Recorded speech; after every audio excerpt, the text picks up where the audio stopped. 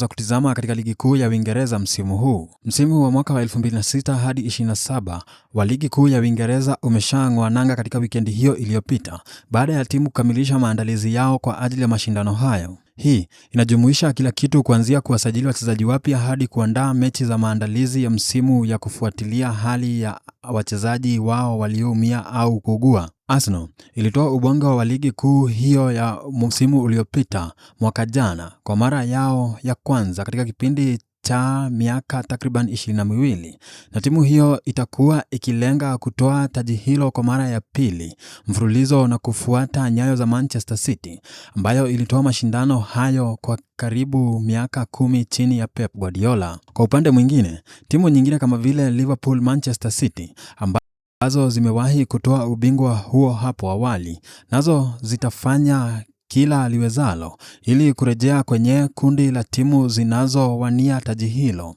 BBC imechukua timu 5 ambazo zinatarajiwa kutawala ligi kuu ya msimu huu au hata kutoa ubingwa mwishoni mwa msimu huo.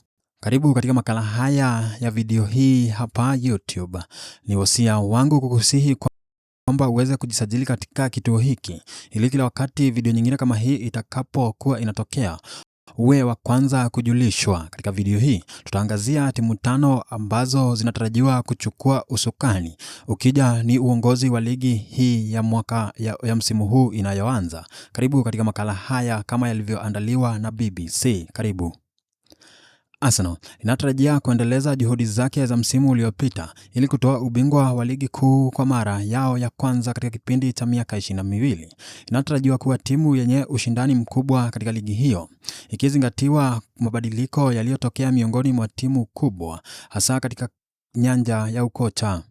Timu 9 kati ya 20 zinazoshiriki ligi kuu zitaanza msimu huu zikiwa na makocha wapya, huku nyingine kama vile Manchester United na Tottenham zikianza msimu zikiwa na makocha ambao wamehudumu kwa muda usiozidi mwaka mmoja. Hata hivyo, kocha wa Arsenal Mikel Arteta amekuwa na timu yake tangu mwaka wa 2019 na amemaliza katika nafasi ya pili kwenye ligi karibu mara 3 mfululizo, jambo linalomwezesha kuelewa vyema sana ligi hiyo na ushindani wake. Arsenal haikukaa bila kufanya lolote. Iliendelea kusajili wachezaji ili kuimarisha zaidi katika kikosi chao, ikiwemo kumsajili kiungo Mbrazili Bruno Guimaraes kutoka huko Newcastle na winga Christos Zolis kutoka Club Brugge. Ripoti zinaonyesha kwamba klabu hiyo iko katika hatua ya mwisho ya kumsajili mshambuliaji wa Ufaransa na klabu ya PSG Bradley Barcola hivi karibuni.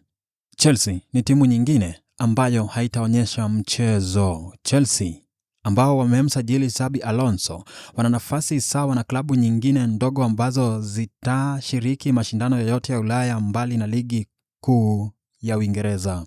Ingawa ni timu 9 zitakazoshiriki katika mashindano hayo ya Ulaya zikiwa na makocha wapya, Chelsea hawakufuzu kutokana na kiwango cha duni msimu uliopita.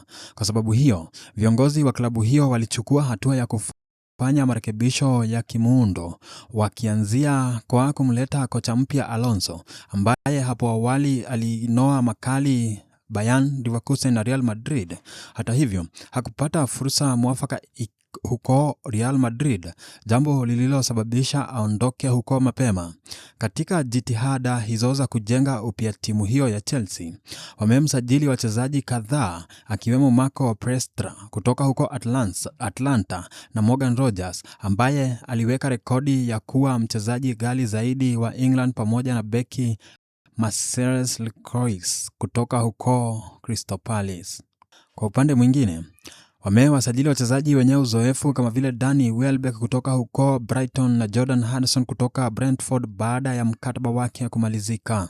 Chelsea wana idadi kubwa ya wachezaji vijana kuliko timu nyingine yoyote katika ligi kuu ambao watakuwa na uwezo wa kushindana kwa muda mrefu. Kutokana na hali hii, inatabiriwa kuwa watacheza katika ligi kuu bila kuchoka na bila kuwa na hofu kwamba wachezaji wao watapoteza nguvu. Klabu nyingine ya tatu, Aston Villa ni mabingwa wa UEFA Europa League.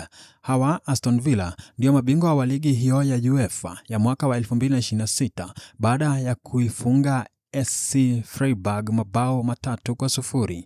Pia walimaliza msimu wa ligi kuu ya Uingereza mwaka wa 2025 hadi mwaka wa 2026 wakiwa katika nafasi ya 4 na pointi 5 mbele ya Liverpool. Aston Villa inaongozwa na kocha Unai Emery ambaye alijiunga na klabu hiyo mwezi Novemba mwaka wa 2022. Tangu wakati huo, kocha huyo raia wa Hispania amekuwa akijitahidi kuijenga timu hiyo, lakini msimu uliopita ndipo alipokuwa na changamoto kubwa zaidi. Timu hiyo ina kikosi cha wachezaji vijana ambao wengi wao wana umri wa kati ya miaka 21 hadi 31. Licha ya kumuuza mmoja wa wachezaji wao mahiri mwaka jana, Morgan Rogers, wamewasajili wachezaji wa kimataifa wa Uswizi, Johan Mazambi kutoka huko Freiburg na Brazili Joao Gomez kutoka Wolves, huku pia wakimchukua kwa mkopo kiungo wa Argentina aliyechezea huko Chelsea, Alejandro Garnacho. Mambo haya yote ni miongoni mwa sababu zinazotarajiwa kuipa timu hiyo ya Unai Emery fursa ya kufanya vizuri na kuendeleza mafanikio yao walioyapata msimu uliopita. Timu nyingine ya 4 ambayo inaangaziwa kwa macho makali ni Manchester City, ambayo imetawala ligi kuu hiyo ya Uingereza kwa muda mrefu sasa chini ya uongozi wa Pep Guardiola.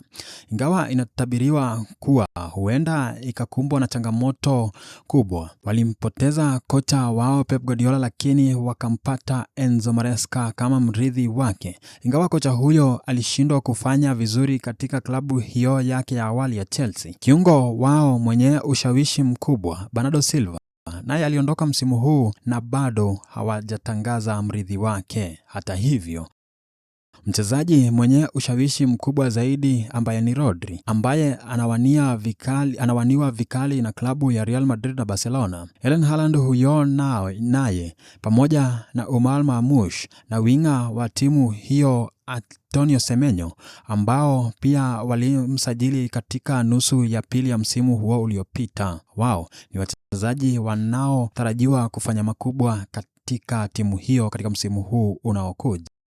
Manchester United inarejea kwenye ligi hiyo ya mabingwa. Manchester United inatarajiwa kuwa na changamoto kubwa katika msimu ujao, lakini changamoto pengine ya wastani.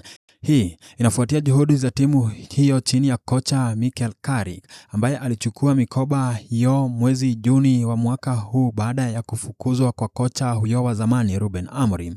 Carrick alichukua timu hiyo ya Manchester United ikiwa katika nafasi ya 7, lakini waliweza kumaliza msimu wakiwa katika nafasi ya 3. Licha ya kumpoteza kiungo wao muhimu Brazil Casemiro, walifanikiwa kumsajili kiungo Youri Tielemans kutoka Aston Villa na pia kumsajili Andre Santos ambaye naye ni Brazil kutoka huko Chelsea. Aidha, safu yao ya ushambulizi inayodhaniwa kuwa na uwezo wa kuwa na changamoto kubwa hapo baadaye imeamrishwa kufuatia kurejea kwa Marcus Rashford kutoka huko Barcelona ambako alikuwa kwa mkopo. Mwisho wa makala haya kama yalivyoandaliwa na BBC. Wasia wangu kusihi uweze kujisajili katika kituo hiki ili kila wakati video nyingine kama hii itakapokuwa inatokea uwe wa kwanza kujulishwa. Asante.